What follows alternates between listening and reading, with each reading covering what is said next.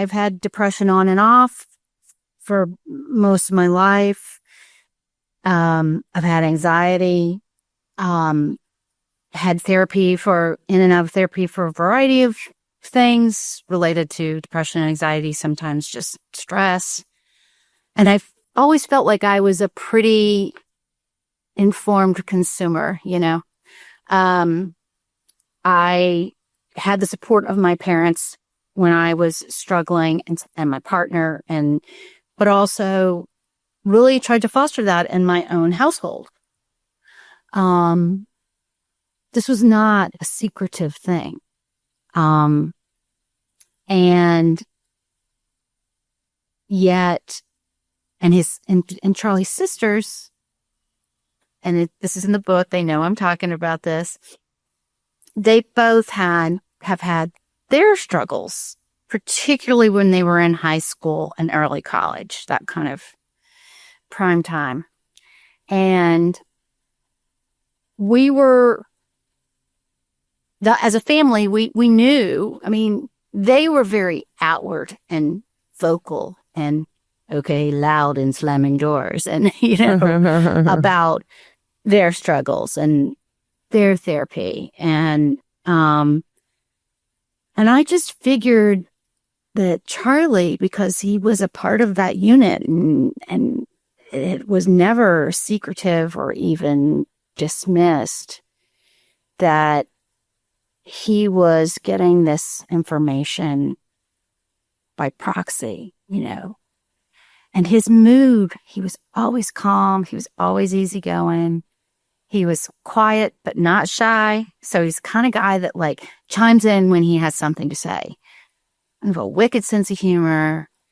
But he was also a great listener. Mm. And he was the one that people turned to when they were struggling. And in fact, the night before he died, he'd been out with friends. It was summer. They went out to bars and were having a good time. And then they all went back to his house. He lived in a group house and they're hanging around and playing cards and playing pool and talking until late to the night. And there was a friend of his that lived across the street, but that he'd known since high school. And this friend was kind of stressed out about some things and, kind of saying, what do I do? And was a little overwhelmed. And Charlie said, well, whatever you're feeling now, it's going to pass. And whatever you need, I am here for you. I am across the street. Call me anytime. I've known you a long time. So that sounds like someone who understands. We knew he was struggling at that point, but he was getting help. He was making plans. He was going out. He was exercising. He was working, so you're like, okay, he's all right.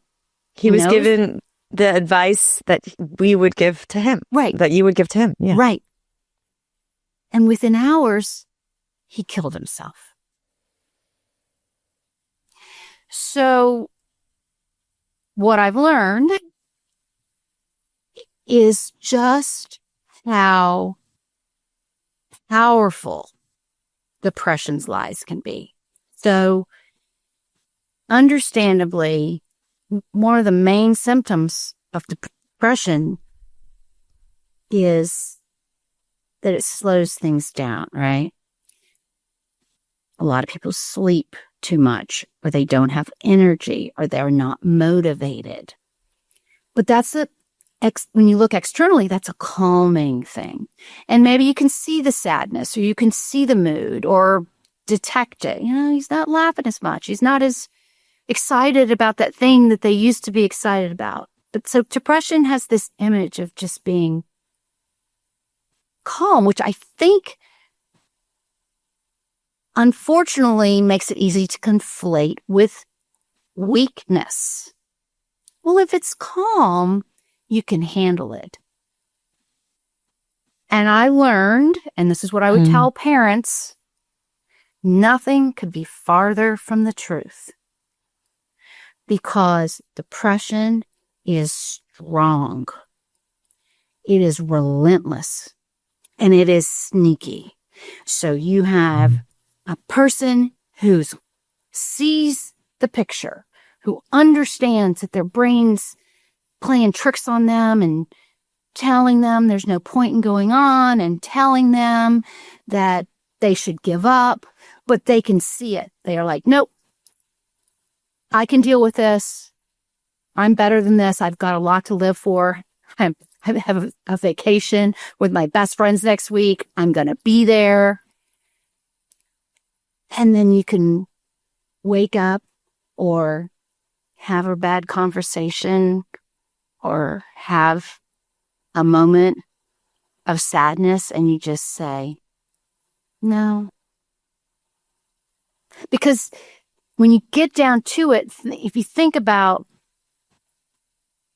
our instinct to survive is the most fundamental thing we have, right?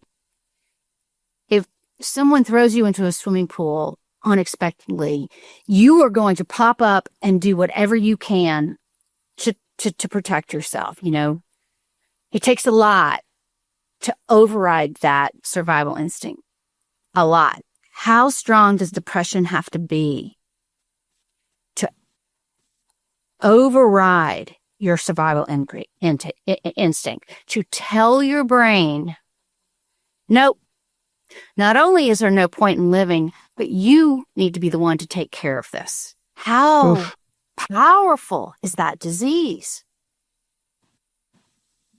And in this sense, I feel like suicide is not really a choice. It is the outcome of a very serious illness. And obviously depression it's a huge spectrum, you know, I live with it day in, day out.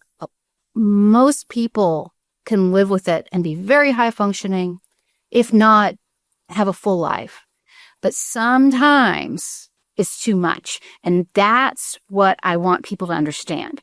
That sometimes you just have to say, we need to put everything we have into finding steady ground. So knowing that you've navigated through it many, many times, and, you know, this movement that I think arose from Charlie's passing with the wristbands that says, check on your friends.